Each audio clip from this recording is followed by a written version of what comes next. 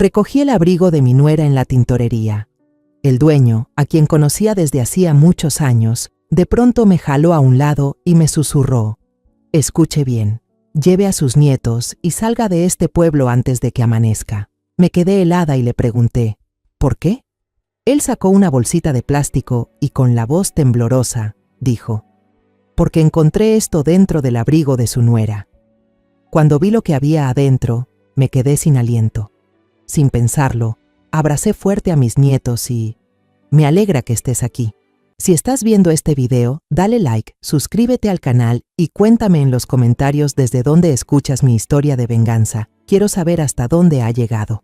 Al caer la tarde, el calor del día aún se aferraba a mis dedos mientras cargaba la canasta pesada desde el mercado. El sudor empapaba mi blusa y yo caminaba despacio por la vieja calle, donde las paredes descascaradas contaban la historia de tantos años de este pueblo. La tintorería de don Julián apareció en la esquina. El letrero de madera descolorido se mecía con el viento. Me detuve. Saqué del bolso el resguardo amarillo y arrugado.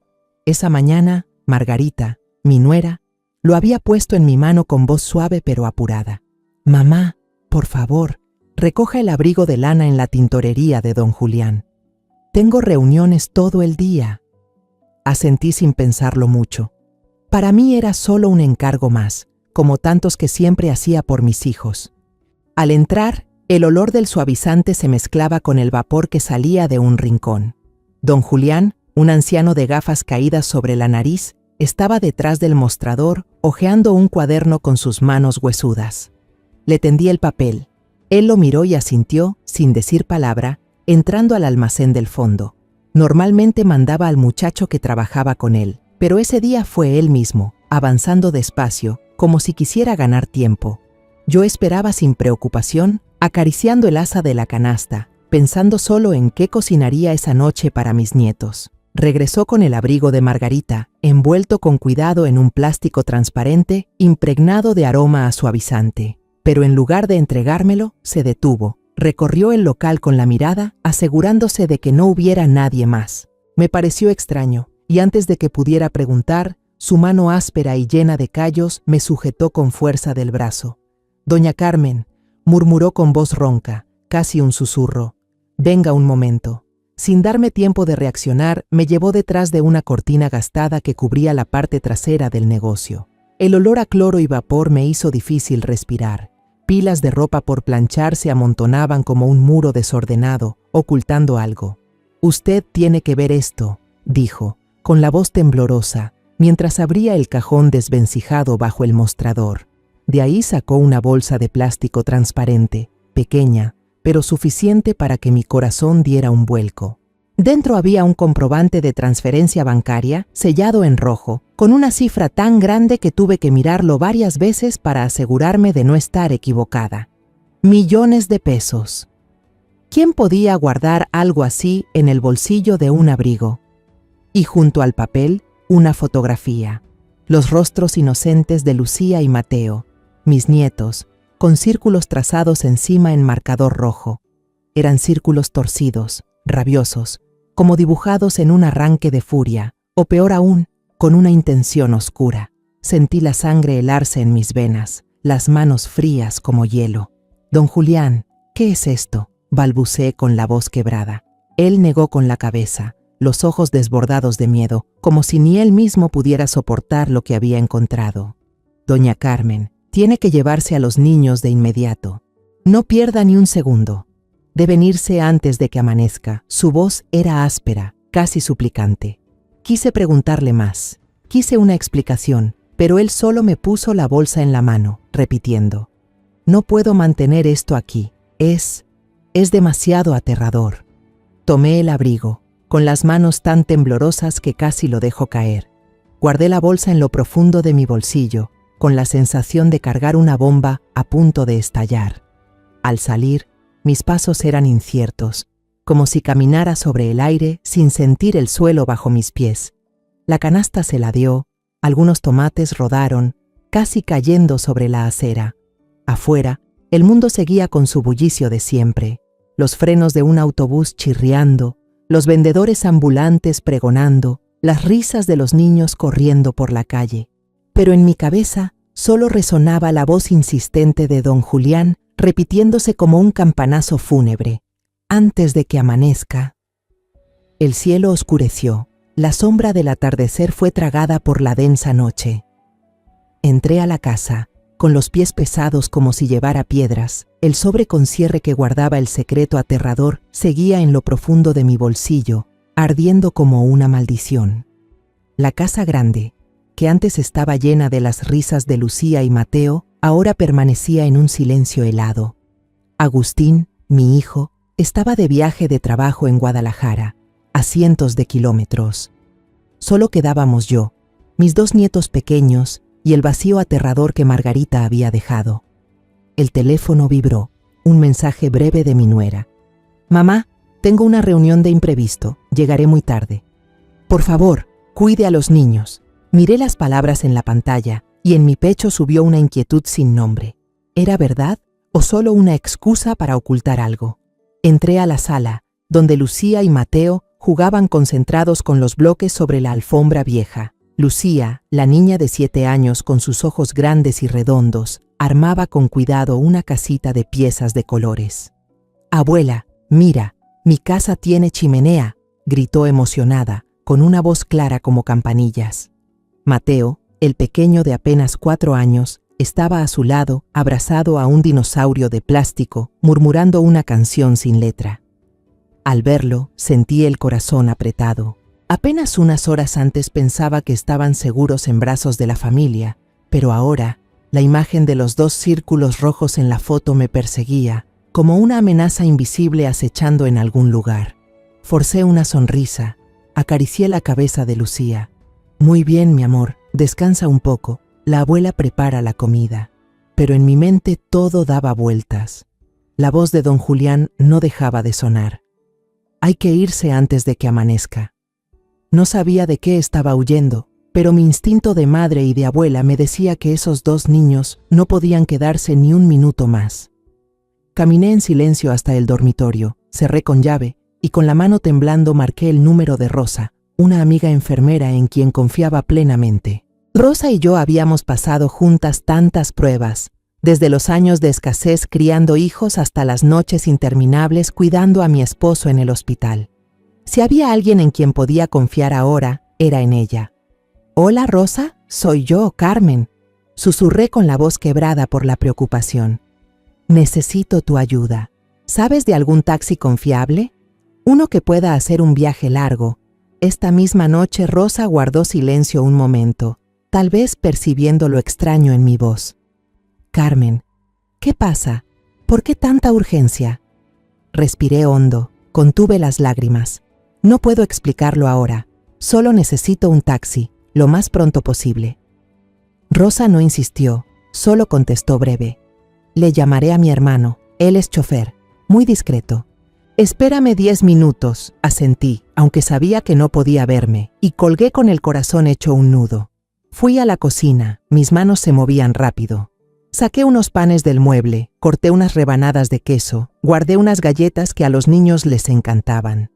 Metí un par de botellas de agua en una bolsa pequeña, pensando qué más debía llevar. No sabía a dónde iría, solo que mis nietos no podían pasar hambre ni quedar desamparados. Desde la cocina, miré hacia la sala. Lucía le enseñaba a Mateo cómo armar un puente. Sus risas eran como cuchillos en mi pecho. Ellos, tan inocentes, tan despreocupados, sin imaginar la tormenta que estaba por caer sobre nuestra familia. Me pregunté si estaba equivocada, si todo era un malentendido y yo estaba exagerando. Pero entonces la imagen de la foto con los 2 círculos rojos volvió a aparecer en mi mente y comprendí que no tenía otra opción. Corrí a la habitación de los niños, abrí el closet y agarré unas cuantas prendas de ropa. El suéter azul que le gusta a Lucía, la pijama de superhéroe de Mateo, varios pares de calcetines. Metí también la muñeca de estambre que Lucía siempre abraza al dormir y el carrito de juguete que Mateo nunca suelta. Todo lo eché en una maleta grande, desordenado, pero ya no tenía tiempo para acomodar nada. La luz de la calle entraba por la ventana, titilando como fuegos fatuos, haciendo que mi corazón latiera con fuerza. Corrí las cortinas, temiendo que algún vecino curioso notara mi apuro extraño. Este pueblo es pequeño, todos se conocen, y yo no quería que nadie hiciera preguntas. El teléfono vibró de nuevo. Rosa escribió: «Ya llegó el taxi, está en la esquina. Mi hermano se llama Miguel, puede confiar». Respiré hondo, tratando de calmarme. Salí a la sala. Me arrodillé junto a Lucía y le sacudí suavemente el hombro. «Vámonos, mi amor», susurré con la voz más dulce que pude. «Ponte el abrigo, vamos a dar un paseo nocturno». Lucía levantó la cara, con los ojos muy abiertos, sorprendida. «¿Un paseo nocturno? ¿A dónde, abuela?». Sonreí, aunque por dentro estaba hecha un nudo. «A un lugar muy divertido, pero tenemos que salir ya, si no será tarde».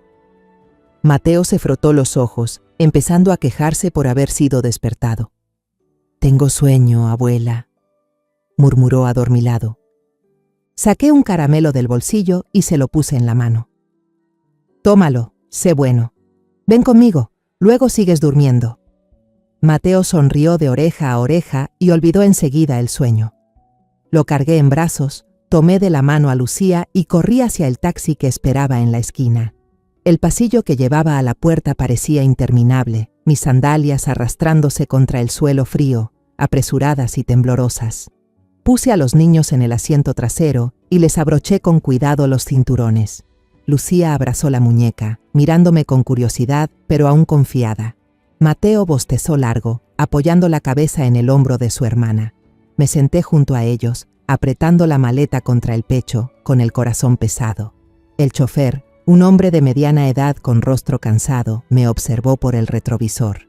«¿A dónde va a estas horas, señora?», preguntó, con tono preocupado. Tragué saliva, la voz quebrada. «A la central de autobuses. Por favor, lo más rápido que pueda». El auto arrancó, rompiendo la quietud de la noche. Por la ventana vi cómo la casa se alejaba, hundiéndose en la oscuridad como una tumba que guardaba secretos y traiciones. La central de autobuses a medianoche era bulliciosa como un mercado que nunca duerme. Los letreros de neón, verdes y rojos, parpadeaban sobre carteles viejos, mareándome la vista. El pregón de los vendedores ambulantes, los claxones de los autobuses y el rechinar de las maletas, rodando sobre el cemento, se mezclaban en un concierto caótico. Y sin embargo, ese desorden me hacía sentir más segura, como si yo y mis nietos pudiéramos perdernos en la multitud y escapar de la mirada invisible que nos acechaba. Sujeté fuerte la mano de Lucía. Mateo dormía profundamente sobre mi hombro, su respiración tibia en mi cuello, recordándome que debía mantenerme firme, aunque por dentro me sintiera deshecha. Me acerqué a la taquilla, esforzándome por sonar tranquila al preguntar: «3 boletos para Querétaro, el último viaje del día». El vendedor, un hombre de bigote descuidado, me miró a mí y a los niños. Luego deslizó 3 boletos por la ventanilla. «Sale de inmediato, suba rápido o lo perderá», dijo con voz monótona. Asentí, pagué y me volví hacia Lucía, forzando una sonrisa. «Vamos a visitar a un pariente lejano, nos va a gustar mucho». La niña asintió, aunque sus ojos grandes reflejaban curiosidad. «¿Qué pariente, abuela? ¿Lo conozco?». Le acaricié la cabeza, esquivando su mirada. «Es un familiar de antes, todavía no lo has visto. Duerme un poco, el camino es largo». Lucía volvió a asentir, abrazando con fuerza su muñeca de estambre, con la vista fija en la ventana del autobús. El autobús arrancó, el ruido del motor rompió el silencio de la noche. Mateo se quedó dormido sobre mi hombro, con la cabeza caída y la mano aún aferrada a su carrito de juguete. Miré hacia afuera. Las luces de la calle pasaban de largo, borrosas como recuerdos que se desvanecen. Querétaro, el lugar donde viví hace más de 20 años, era la única opción que tenía en la cabeza en ese momento. Fue allí donde mi esposo y yo construimos los primeros años de nuestro matrimonio, donde nació Agustín y donde alguna vez me sentí segura. Ahora, solo esperaba que esa ciudad fuera un refugio para los 3, aunque fuera de manera temporal. Pero en el fondo sabía que no solo estaba huyendo, estaba buscando la forma de enfrentar una verdad que aún no me atrevía a nombrar. Cuando llegamos a Querétaro ya estaba amaneciendo. La luz pálida del alba se filtraba entre los tejados antiguos. Cargué a Mateo y llevé a Lucía a una pequeña posada escondida detrás de la plaza central. La habitación era estrecha, con un ligero olor a humedad y una cama matrimonial cubierta con sábanas descoloridas. Puse a los 2 niños en la cama y los arropé bien. Lucía murmuró en sueños: «Abuela, ¿dónde está mamá?». Esa pregunta me atravesó el corazón como un puñal. Solo le acaricié la cabeza y le susurré: «Duerme, hija, tu mamá está ocupada, en un rato vendrá». Pero sabía muy bien que era una mentira. Margarita, la nuera a la que alguna vez quise tanto, ahora era un enigma, una sombra oscura a la que no me atrevía a enfrentar. Me senté junto a la ventana, con las manos entrelazadas y la mente dando vueltas. La bolsa de plástico aún estaba en el bolsillo de mi abrigo, pesada como una maldición. El recibo de transferencia, la foto con 2 círculos rojos y la advertencia de don Julián eran piezas de un rompecabezas que no sabía ni por dónde empezar. Pensé en Agustín, mi hijo, que estaba lejos. Quería llamarlo, contarle todo, pero cada vez que levantaba el teléfono me detenía. Si estaba equivocada, si todo era un malentendido, destruiría a su familia. Pero si tenía razón, si Margarita realmente estaba involucrada en algo terrible, ¿cómo podría decirle a mi hijo que la mujer que ama, la madre de sus hijos, podría estar traicionándonos a todos? En medio de la confusión, una idea se encendió. Tenía que ir a la iglesia. El padre Esteban, el sacerdote anciano de Querétaro, era el único en quien podía confiar en ese momento. Había estado conmigo cuando murió mi esposo. Me sostuvo de la mano en los días más oscuros. Si alguien podía ayudarme a encontrar el camino, era él. Decidí que esa mañana llevaría a los niños a misa, para rezar por paz y también buscar una salida. Al día siguiente desperté a Lucía y Mateo, los ayudé a vestirse. «Vamos a la iglesia conmigo y después les compro un helado», les dije, fingiendo alegría en la voz. Mateo se entusiasmó. «¿De chocolate, abuela?». Sonreí y asentí, aunque por dentro estaba llena de preocupación. Caminamos hasta la iglesia de San Francisco, donde los muros de piedra antigua y el repique de las campanas daban una sensación de calma poco común. Lucía me tomó de la mano, mientras Mateo corría adelante con su carrito de juguete colgando de los dedos. Al mirarlos, lo único que pedía era poder preservar para siempre esa inocencia. El padre Esteban me reconoció en cuanto entré a la iglesia. Su cabello blanco brillaba bajo la luz que atravesaba los vitrales, y sus ojos, amables pero penetrantes, me miraban fijo. «Carmen, ha pasado demasiado tiempo», dijo con voz cálida. «¿Qué hacen usted y sus nietos aquí? ¿Ocurre algo?». Yo solo asentí, incapaz de hablar frente a los niños. Después de la misa, dejé que Lucía y Mateo jugaran en el patio trasero de la iglesia, donde corrían otros niños. Le pedí al padre Esteban una conversación privada. En una pequeña sala silenciosa detrás del altar, el olor a madera vieja y cera derretida me ayudó a respirar mejor. Reuniendo valor, le conté todo. El abrigo de Margarita, el comprobante de transferencia con una suma enorme y la foto de Lucía y Mateo con 2 círculos rojos aterradores. Le entregué la bolsa de plástico, con las manos temblando. El padre Esteban guardó silencio por largo rato, sus manos apretadas una contra la otra, su rostro endureciéndose cada vez más.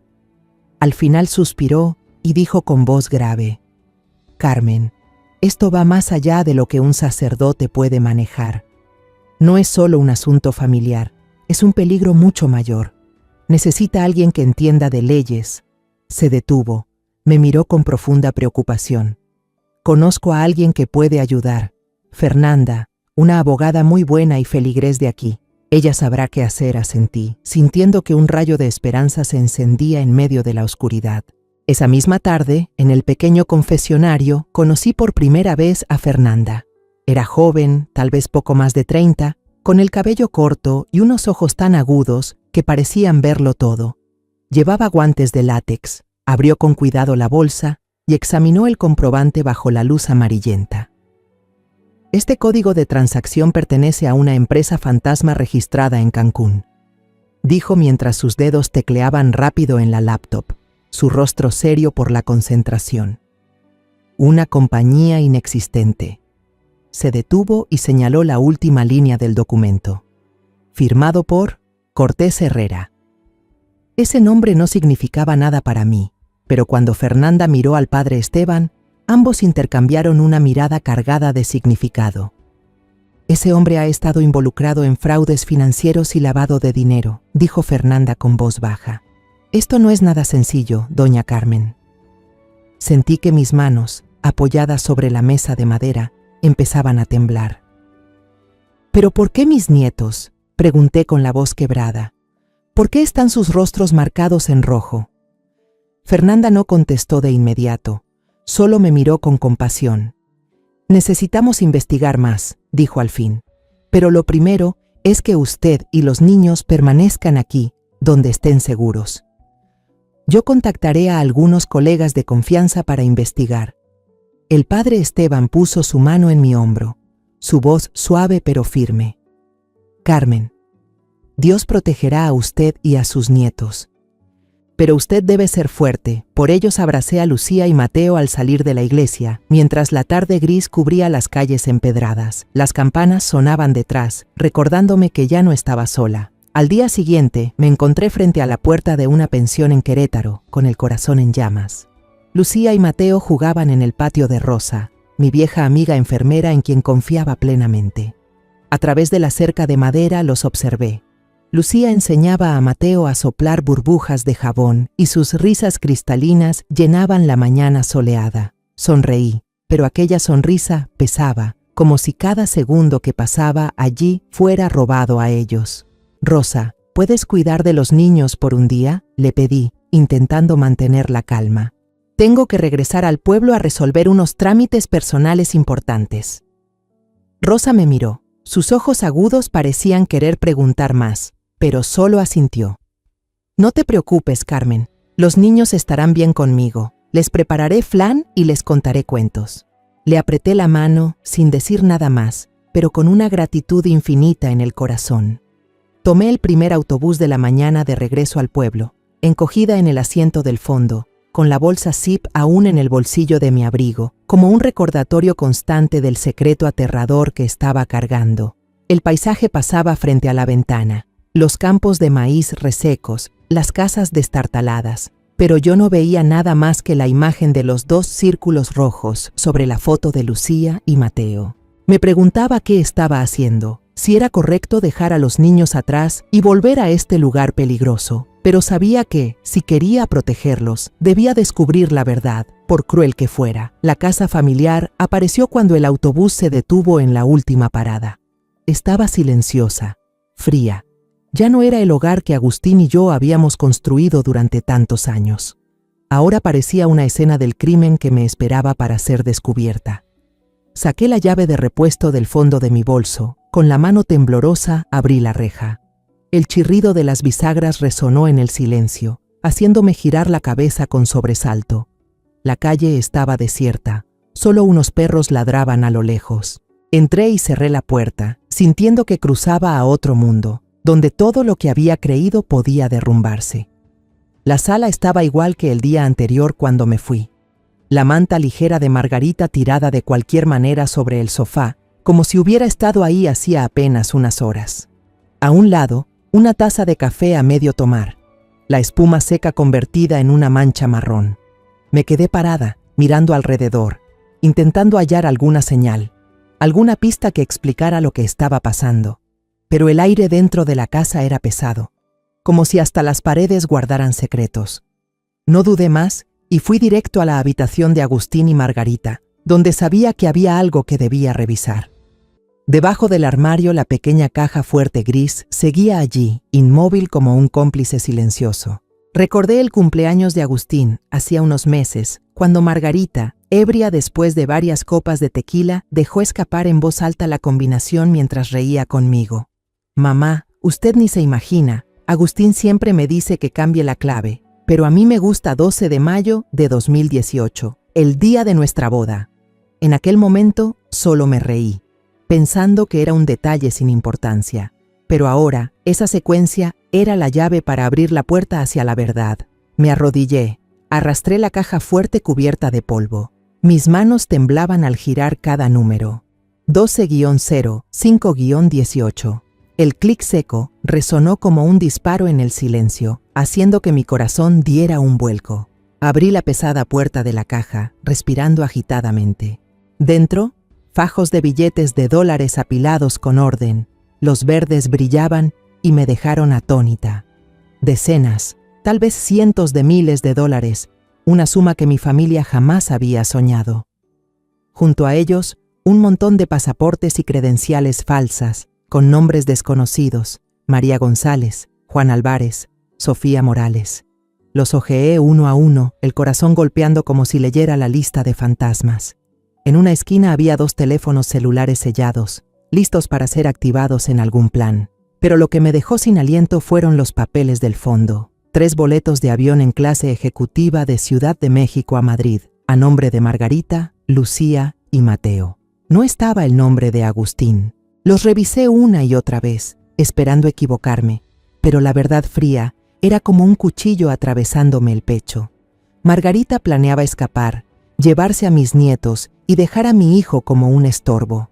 Saqué un sobre más, con las manos temblando. Dentro había una foto, Margarita sonriendo radiante, junto a un hombre desconocido, elegante en un traje negro. Detrás de la foto, un garabato escrito a mano: Mi Cortés. Ese nombre, Cortés Herrera, coincidía con la firma en el comprobante de la transferencia. Toda la habitación comenzó a dar vueltas, el aire se espesó y me costaba respirar.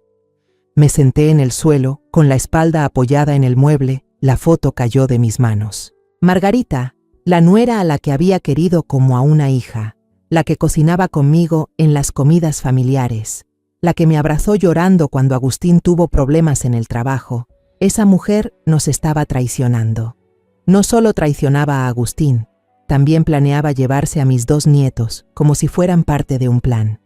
Pensé en Lucía, con su sonrisa inocente mientras me dibujaba, y en Mateo, con esa costumbre de abrazar mis piernas cada vez que yo horneaba. ¿Cómo podía ser tan cruel?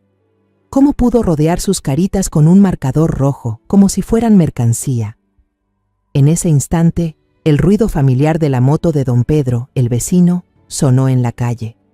Me sobresalté. Apurada metí todo de nuevo en la caja fuerte, intentando dejarlo igual que antes. Me temblaban tanto las manos que se me cayó un pasaporte, pero alcancé a recogerlo.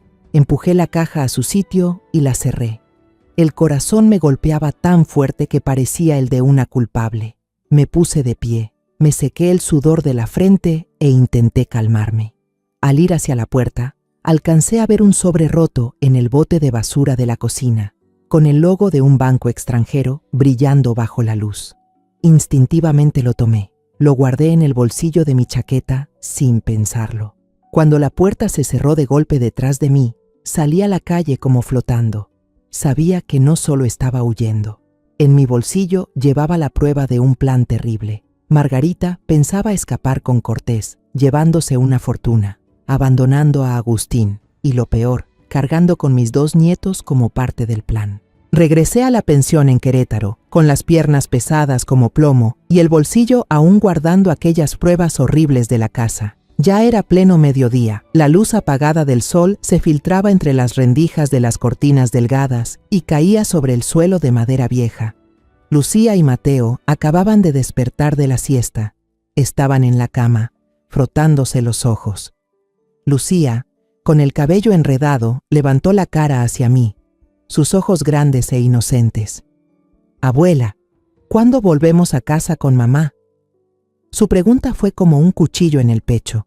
Me arrodillé, le acaricié el cabello e intenté sonreír, aunque sabía que la sonrisa era forzada. «Pronto, mi amor. Tu mamá está ocupada con algo. Quédate unos días más conmigo, ¿sí?» Pero la garganta se me cerraba, no pude decir más. Mateo, abrazando su dinosaurio de plástico, interrumpió. «Abuela, quiero galletas». Asentí. Saqué un paquete de mi bolso y se lo di, solo para ocultar que mis manos seguían temblando. Llevé a los dos al pequeño patio de la pensión, donde había un columpio viejo. «Jueguen un rato, yo los miro desde aquí», les dije, tratando de sonar tranquila. Pero por dentro sentía que estaba al borde del abismo. Lo que había encontrado en la caja fuerte, fajos de dinero, pasaportes falsos, boletos de avión y la foto de Margarita con Cortés, no dejaba de atormentarme. Sabía que no podía quedarme aquí para siempre, ni seguir huyendo sin enfrentar la verdad. Pero, ¿cómo podía proteger a mis nietos si su propia madre, en quien alguna vez confié, era parte de esta pesadilla? Por la tarde, Fernanda llegó. Sus pasos eran rápidos, pero sus ojos reflejaban preocupación. La acompañaban dos hombres vestidos de civil, aunque su porte dejaba claro un profesionalismo frío. Se presentaron como agentes federales, mostrando credenciales con sellos oficiales. «Señora Carmen, soy el oficial Raúl», dijo uno de ellos con voz grave y firme. «Este es mi compañero, el oficial Diego. Necesitamos ver todo lo que usted ha encontrado». Asentí y los conduje al cuarto de renta estrecho, donde una pequeña mesa de madera se había convertido en el centro de toda la verdad. Extendí todo sobre la mesa: el recibo de una transferencia con una suma enorme, el sobre del banco, una foto de Margarita sonriendo junto a Cortés, 3 boletos de avión a Madrid y un fajo de pasaportes falsos. Cada objeto era como una nueva puñalada, recordándome la traición de Margarita. El oficial Diego tomó un celular aún sellado y lo conectó, mediante un cable USB, a un pequeño dispositivo. La pantalla de su laptop se iluminó, mostrando líneas de comandos que corrían a toda velocidad. «Podemos recuperar los datos borrados», dijo sin levantar la vista.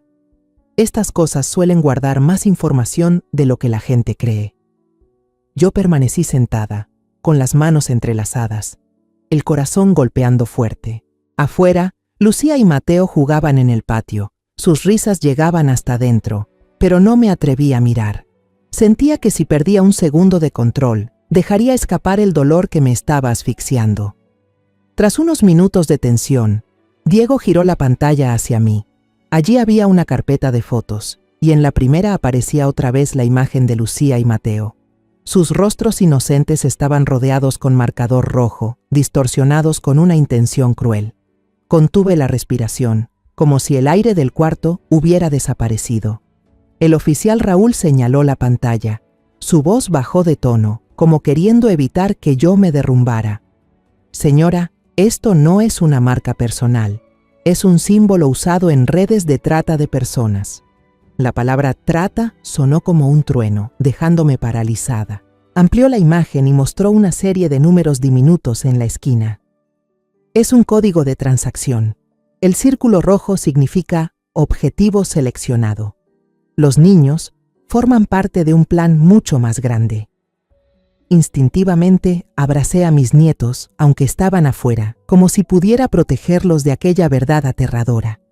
Mis ojos se llenaron de lágrimas, pero me negué a llorar. No quería que los pequeños me vieran. «¿Quiere decir que piensan vender a mis nietos?», pregunté con voz temblorosa, apenas audible.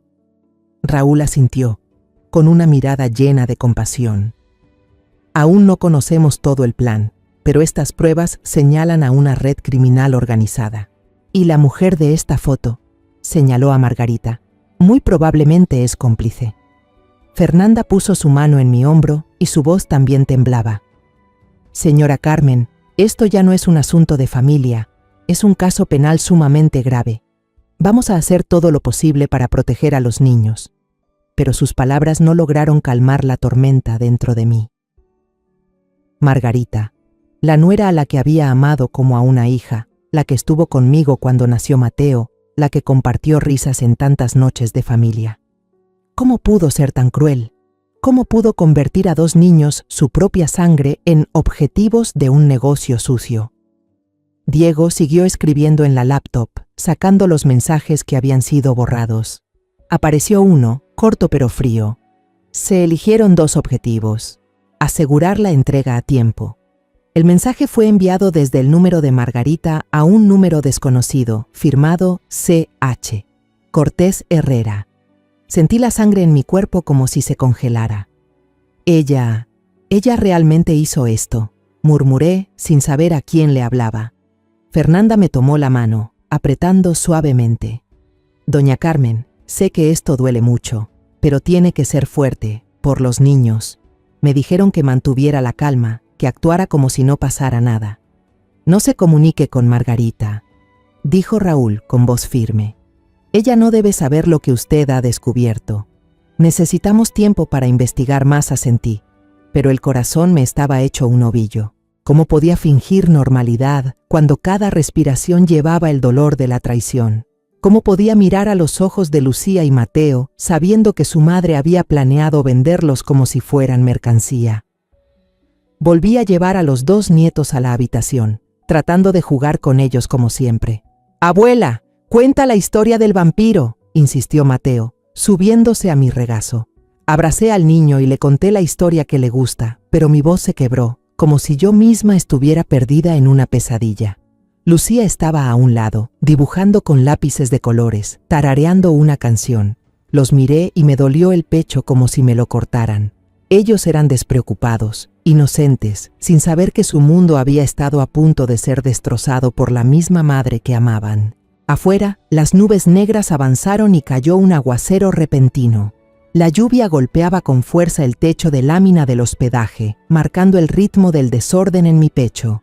Corrí las cortinas, abracé a los niños, tratando de protegerlos de la tormenta afuera y de la tormenta dentro de mí. A la mañana siguiente, un coche negro se detuvo frente al hospedaje, sin matrícula, sin luces, pero supe que era un vehículo de la Policía Federal. Fernanda había llamado antes para avisarme que me preparara. «Doña Carmen, hoy vamos a planear todo», dijo por teléfono, su voz segura, aunque con un dejo de preocupación. Me puse a prisa un suéter, desperté a los 2 nietos y les pedí que se quedaran con Rosa un día más. «¿A dónde vas, abuela?», preguntó Lucía, con esos ojos grandes y curiosos. Le acaricié la cabeza, intentando forzar una sonrisa. «Voy a ver a una amiga de hace tiempo. Vuelvo por la tarde con ustedes». Mateo, mordisqueando una galleta, asintió sin preguntar más. Les di un beso en la frente y salí al coche con el corazón pesado como si llevara el mundo entero encima. La oficina de la Policía Federal en Querétaro estaba escondida detrás de una calle angosta, sin ningún letrero que indicara que allí se manejan casos graves.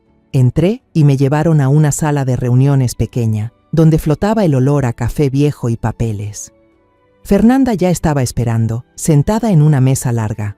Enfrente había 3 oficiales, Raúl, Diego y una oficial llamada Sofía, cuya mirada era a la vez severa y suave. «Doña Carmen, hemos revisado las pruebas que usted nos entregó», empezó Raúl con voz grave pero cortante. «Este es un caso grande, relacionado con una red de crimen internacional. Necesitamos su cooperación para capturar a Margarita y a Cortés». Explicaron el plan.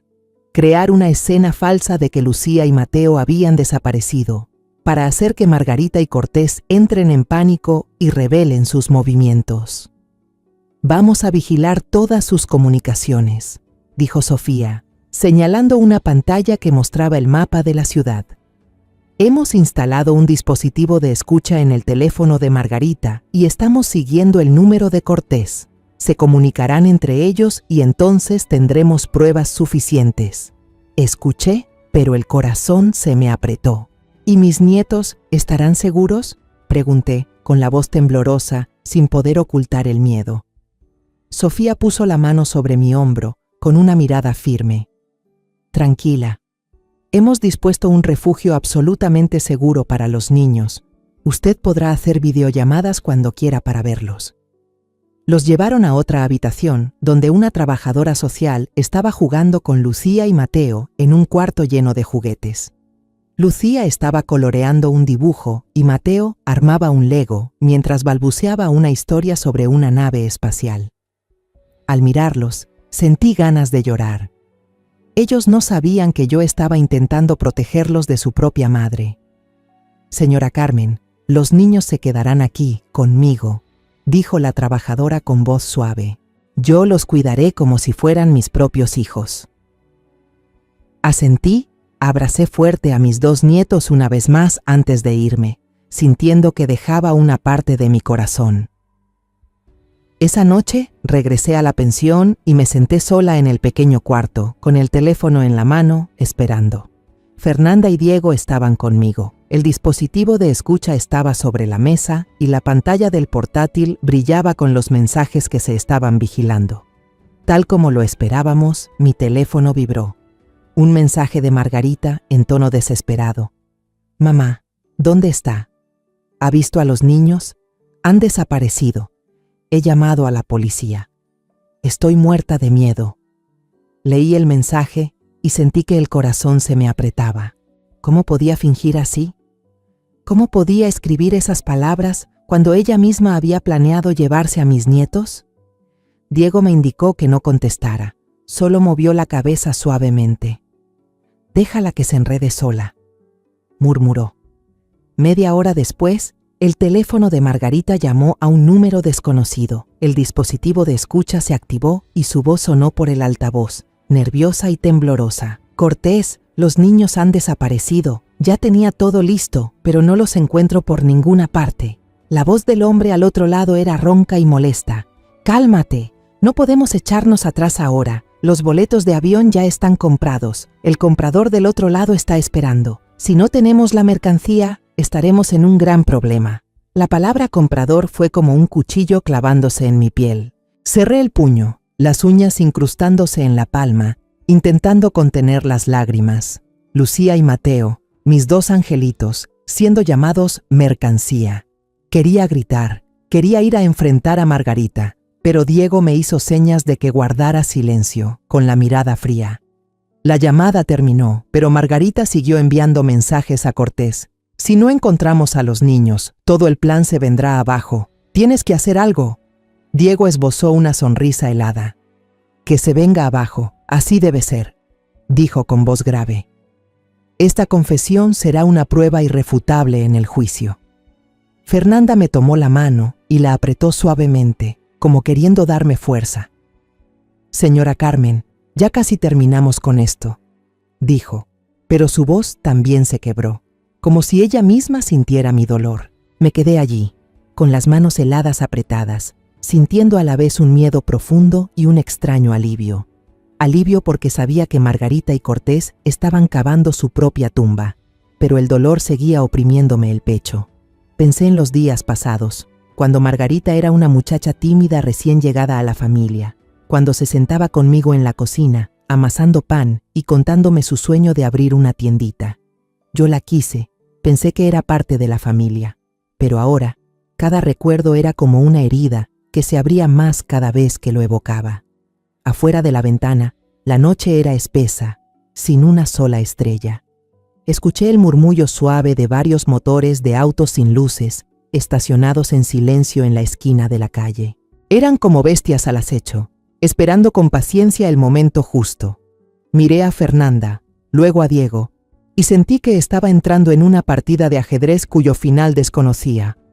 «Doña Carmen, hizo lo correcto», dijo Fernanda, con voz baja pero firme. «Usted salvó a sus nietos». Asentí, pero en mi interior comenzaba a crecer la duda. ¿Realmente los había salvado o solo los estaba arrastrando a una nueva pesadilla?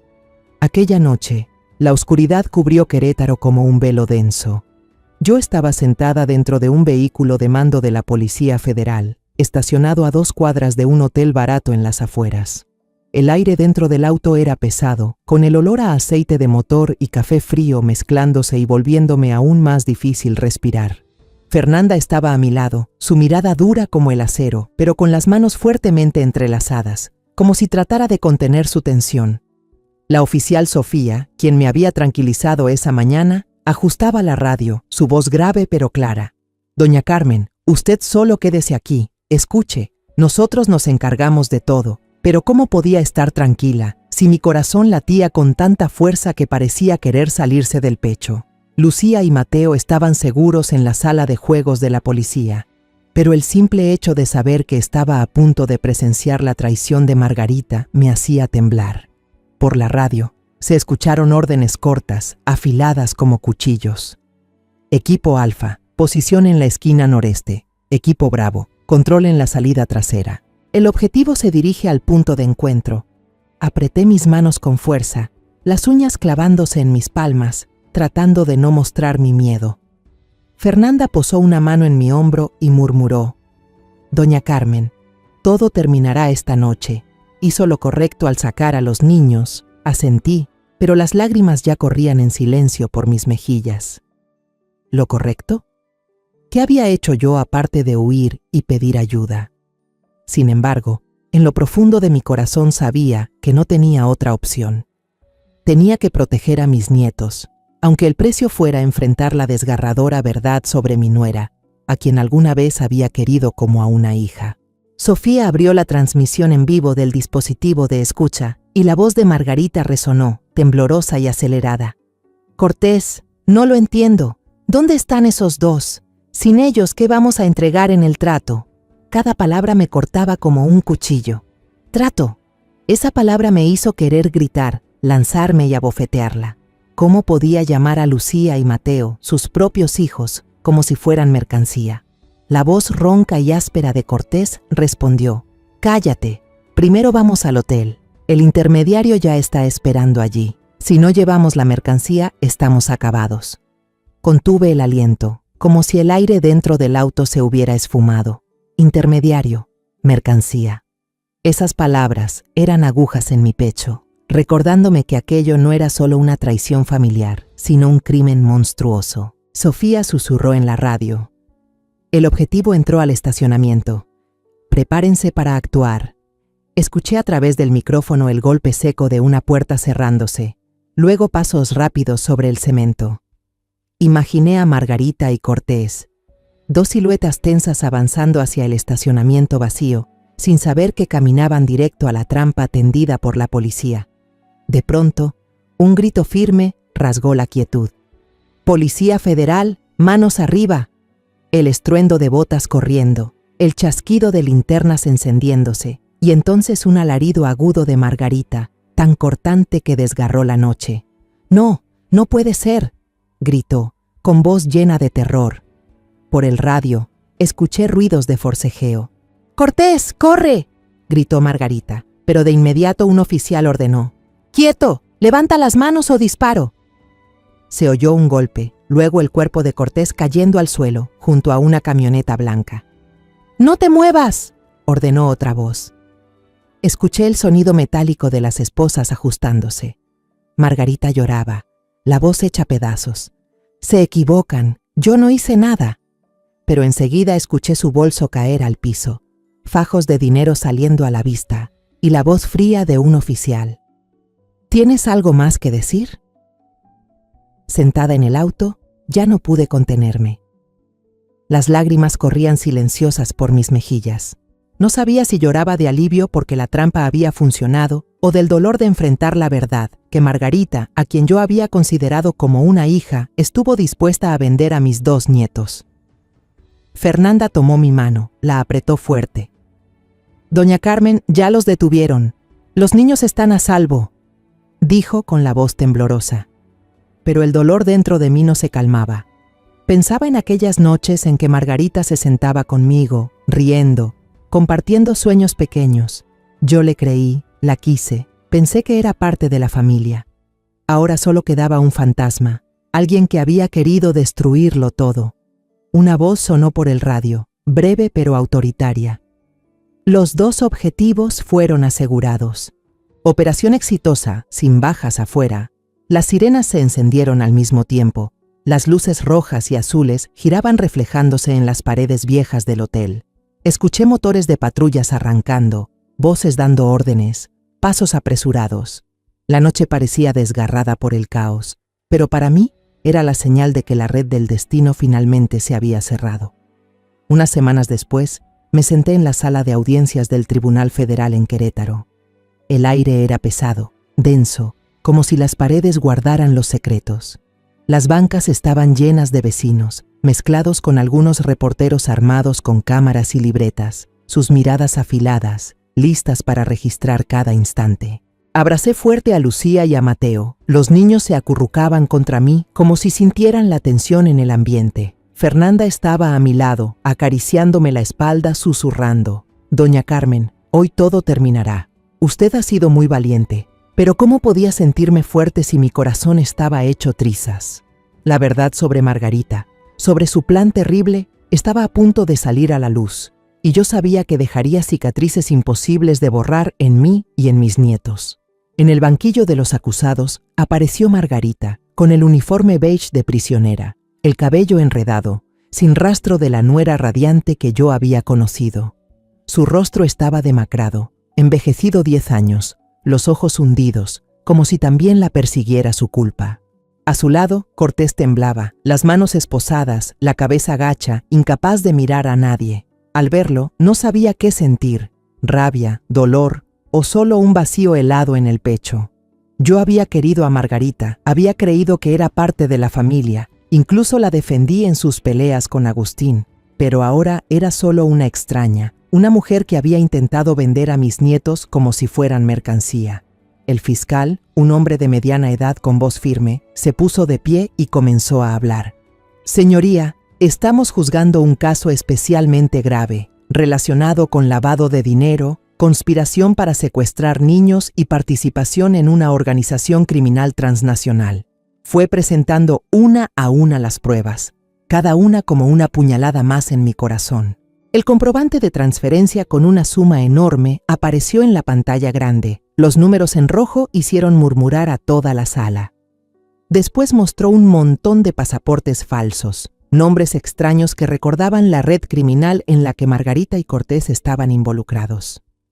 3 boletos de avión a Madrid, solo a nombre de Margarita, Lucía y Mateo, se proyectaron y me hicieron apretar con fuerza las manos de mis nietos para que no notaran mi temblor. Pero el momento que hizo estallar la sala fue cuando apareció la foto de Lucía y Mateo, con 2 círculos rojos y torcidos marcando sus rostros. Algunas mujeres en las filas traseras exclamaron: ¡qué horror! El murmullo creció como una ola, cargado de indignación y espanto. De inmediato abracé a Lucía y Mateo contra mí, tapándoles los ojos. «Abuela, ¿qué es eso?», susurró Lucía con voz inocente. Le acaricié la cabeza y respondí con la voz quebrada: «Nada, hija. Solo es una foto vieja», pero por dentro quería gritar, quería llorar hasta quedarme vacía. ¿Cómo podía explicarles que su propia madre los había marcado como objetivos de un negocio criminal? El fiscal continuó, su voz cada vez más cortante mientras presentaba la grabación de la llamada telefónica que lo cambió todo. La voz de Margarita llenó la sala, desesperada pero gélida. «Cortés, los niños desaparecieron. Sin ellos, ¿con qué vamos a negociar?». La voz de Cortés respondió con brusquedad: «Primero ve al hotel. El intermediario está esperando». La sala entera quedó en silencio. Solo se escuchaba la respiración agitada de Margarita en el altavoz. Yo oía cada palabra como si se grabara a fuego en mi mente. Cada frase suya era un cuchillo, destrozando los recuerdos de los días en que creí que ella era familia. El abogado defensor de Margarita se levantó, intentando salvarla. «Señoría, mi clienta es una víctima, manipulada por Cortés Herrera. Ella no conocía la red de trata ni tenía intención de dañar a sus hijos», pero el fiscal replicó de inmediato, con voz tan filosa como una navaja. «En la grabación, la acusada misma dice que necesitaba a los niños para negociar. Eso es el acto de una cómplice, no de una víctima». Señaló la pantalla, donde la cinta se repitió y las palabras de Margarita resonaron como una confesión imposible de negar. Cortés permaneció en silencio, cabizbajo, como quien acepta su destino. Cuando sonó el martillo del juez, la sala entera quedó inmóvil por un instante. La acusada Margarita López y Cortés Herrera son condenados a muchos años de prisión por lavado de dinero, conspiración para secuestrar niños y participación en organización criminal transnacional, declaró el juez, su voz grave y firme. La sala estalló en comentarios. Algunos negaban con la cabeza indignados, otros susurraban con espanto. Yo me quedé sentada, apretando la mano de Fernanda, respirando aliviada, pero con un nudo amargo en la garganta. La justicia se había cumplido, pero no podía borrar el dolor en mi corazón. Lucía me jaló la blusa con voz muy bajita. «Abuela, ¿dónde está mamá?». La pregunta de la niña me atravesó como un cuchillo. La abracé con fuerza, incapaz de responder. ¿Cómo decirle que su madre, a quien amaba, Estaba siendo llevada esposada tras las rejas. Mateo, sentado a un lado, levantó la cara con los ojos muy abiertos. ¿Mamá se fue de viaje de trabajo, abuela? Solo asentí, con lágrimas cayendo en silencio. Sí, está muy ocupada, pero la abuela y tu papá siempre estarán aquí con ustedes, ¿de acuerdo? Los dos asintieron, pero yo sabía que esta verdad quedaría como una cicatriz eterna en sus corazones. Cuando salimos del tribunal, el sol abrasador del mediodía caía de lleno sobre la plaza. La gente se dispersaba, entre risas y conversaciones mezcladas con el ruido del tráfico, pero para mí todo parecía desvanecerse. Fernanda me tomó de la mano y con voz suave dijo: «Doña Carmen, usted salvó a los niños. Usted es la heroína de ellos». Sonreí débilmente, pero por dentro no me sentía una heroína. Solo era una abuela, una madre, tratando de proteger lo poco que quedaba de mi familia. La verdad, aunque cruel, al final había salido a la luz. Han pasado varios meses desde el juicio, y la vida de mis 2 nietos y la mía, poco a poco, fue encontrando un nuevo ritmo en Querétaro. Alquilé un pequeño departamento cerca de la plaza central, donde cada mañana las campanas de la iglesia sonaban claras como una melodía tranquila, sacándome de las pesadillas sobre Margarita y Cortés. El departamento no era grande, apenas una sala pequeña, una esquina de cocina y 2 cuartos estrechos, pero para mí era un refugio, un nuevo hogar para Lucía y Mateo. Cada mañana me levantaba temprano, preparaba el desayuno, un sándwich de huevo para Mateo, galletas con leche para Lucía. Le peinaba el cabello a Lucía, acomodaba el cuello del uniforme de Mateo y los llevaba a la primaria cerca de la iglesia de San Francisco. Al verlos correr hacia el aula, saludándome con una sonrisa radiante, sentía una chispa de esperanza colarse en mi corazón, aunque el dolor seguía ardiendo como una herida abierta. Una tarde, mientras regaba unas macetas de crisantemos en el balcón, un taxi amarillo se detuvo frente a la puerta. La puerta se abrió y Agustín bajó con un bolso de viaje al hombro y la camisa arrugada tras el largo trayecto desde Guadalajara. Mi hijo estaba visiblemente más delgado, el rostro demacrado, los ojos hundidos como si cargaran con una historia demasiado pesada. Solté de golpe la regadera, el agua salpicó el suelo y corrí a abrazarlo. «Agustín, ya volviste», exclamé con la voz entrecortada, apretándolo con fuerza como si temiera que se desvaneciera, igual que aquellos días tranquilos que ya se habían ido. Agustín me abrazó, luego se arrodilló y abrió los brazos cuando Lucía y Mateo corrieron desde adentro de la casa, gritando emocionados: «¡Papá! ¡Papá!».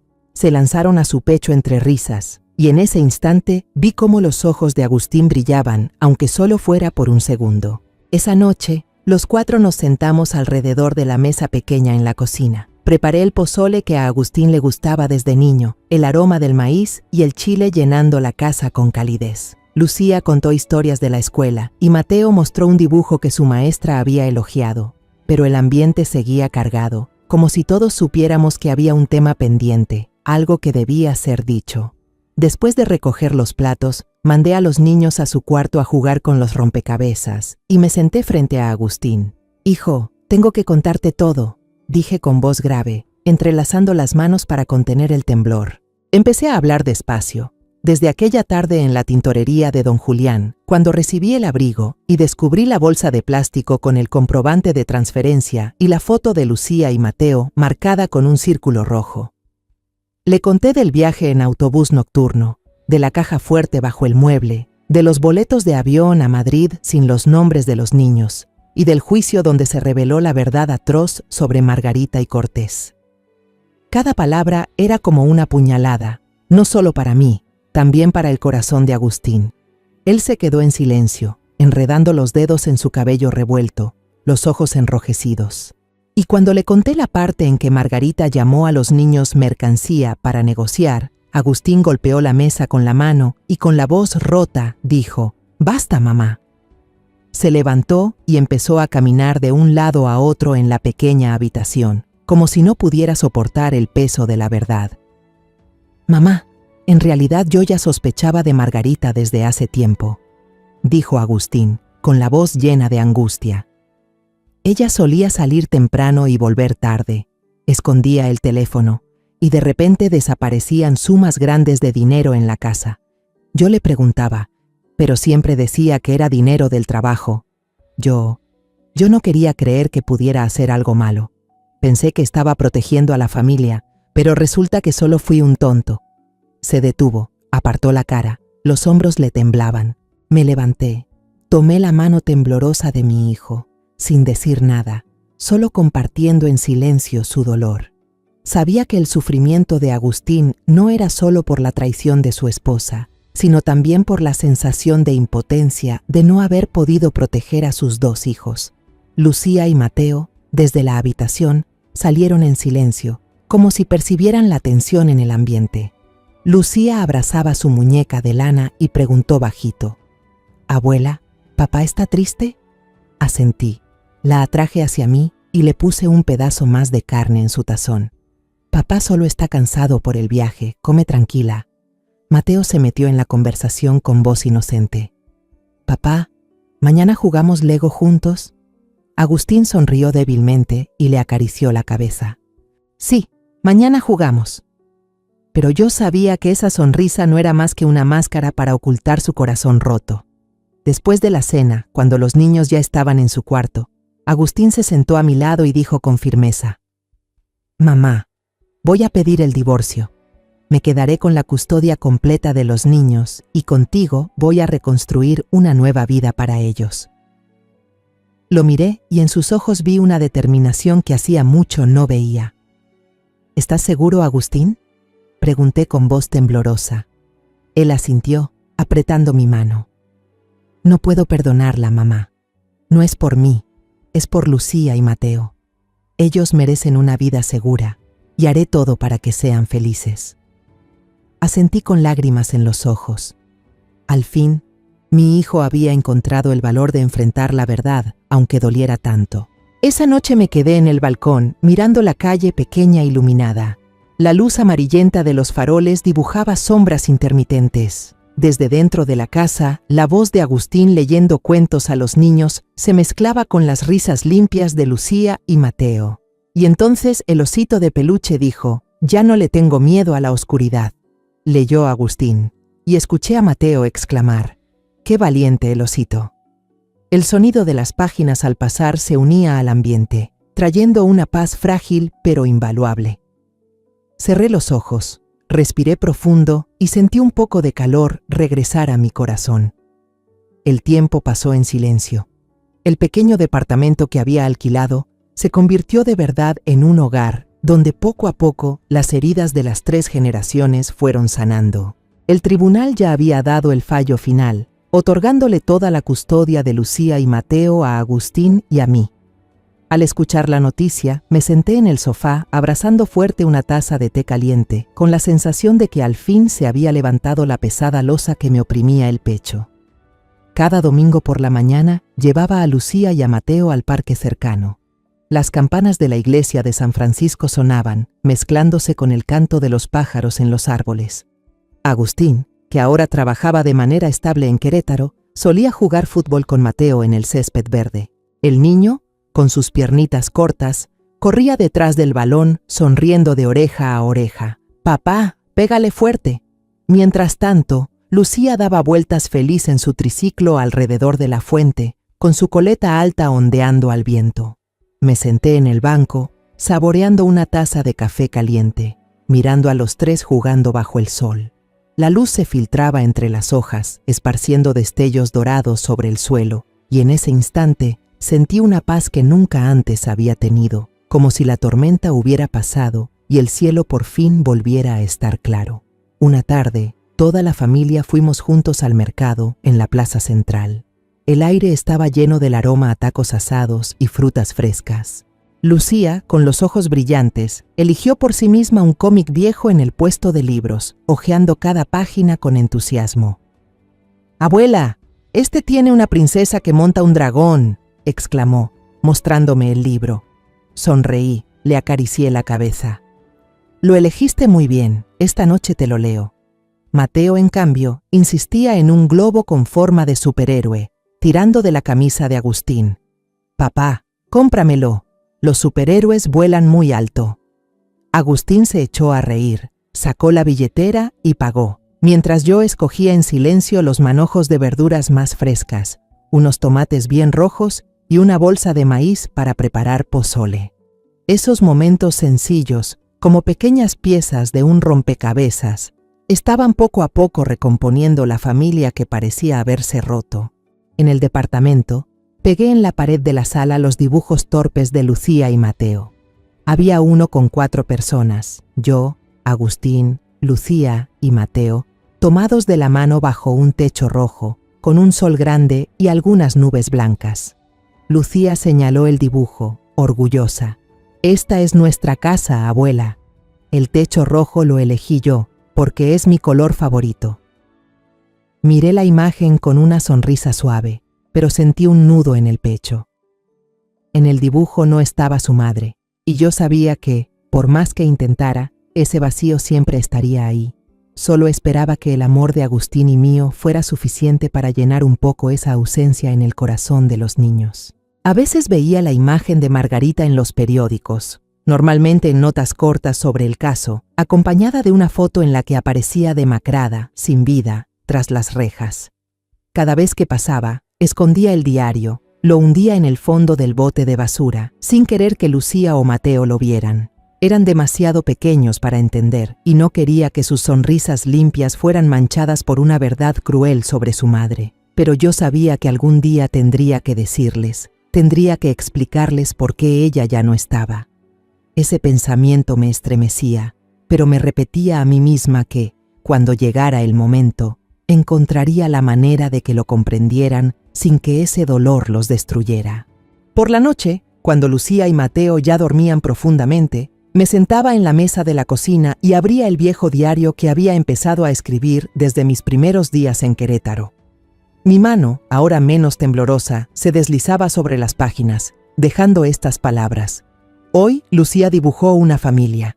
Ella no sabe que ese techo rojo es todo lo que tenemos, pero haré lo que sea para que siempre se mantenga firme.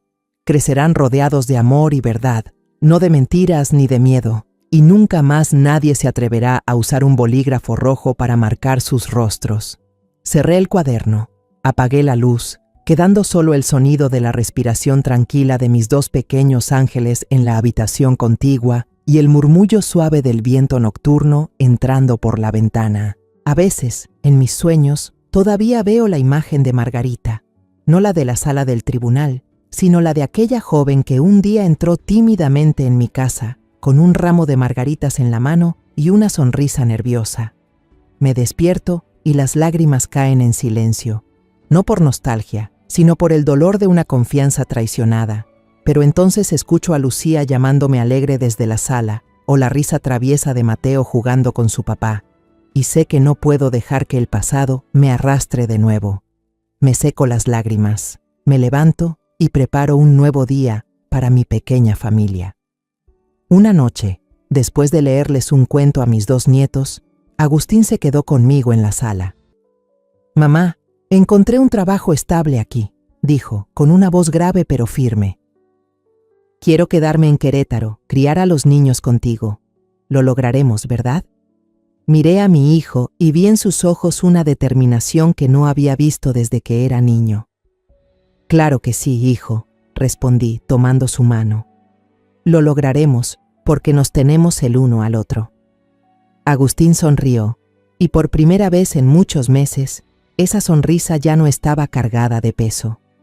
En la oscuridad, mientras la luz de la calle se colaba por las rendijas de las cortinas, comprendí que mi familia, después de la tormenta, había renacido de verdad. Fue un renacimiento doloroso, levantado sobre los pedazos rotos de la confianza y el amor, pero lleno de esperanza.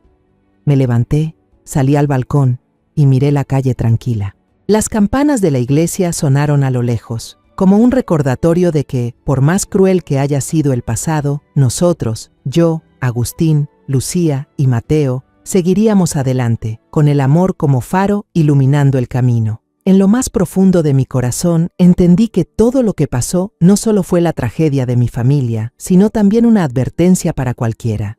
A veces, quien te hiere es precisamente la persona en la que más confiaste. la ingenuidad, la fe ciega, pueden convertirse en la puerta abierta para que entre la oscuridad. Pero también comprendí que el amor y el coraje de una madre, de una abuela, siempre tienen la fuerza para proteger y guiar. Quiero decirle a todos algo. Aprendan a mirar bien las señales extrañas. No cierren los ojos por miedo a enfrentar la verdad. La familia solo se conserva de verdad cuando tenemos el valor de defenderla con todo el corazón y con firmeza, incluso frente a la traición más dolorosa. La historia que acaban de escuchar ha cambiado nombres y lugares para proteger la identidad de los involucrados. No la contamos para juzgar, sino con la esperanza de que alguien escuche y se detenga a reflexionar. ¿Cuántas madres están sufriendo en silencio dentro de su propio hogar? De verdad me pregunto, si ustedes estuvieran en mi lugar, ¿qué harían? ¿Elegirían callar para mantener la paz o tendrían el valor de enfrentarlo todo para recuperar su propia voz? Quiero saber su opinión, porque cada historia puede convertirse en una vela que ilumine el camino de otro. Dios siempre bendice, y estoy segura de que la valentía nos llevará a días mejores. Por ahora, en la pantalla final dejaré 2 de las historias más queridas del canal. Creo que les sorprenderán. Gracias por quedarse conmigo hasta este momento.